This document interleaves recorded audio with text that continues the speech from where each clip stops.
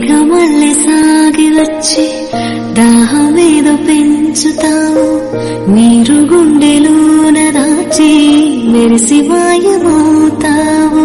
కలవేనా కన్నీరేనా తేనెటీగలాగా కుట్టి తీపి మంట రేపుతావు, పువ్వులాంటి గుండెలోన దారమల్లె దాగుతావు.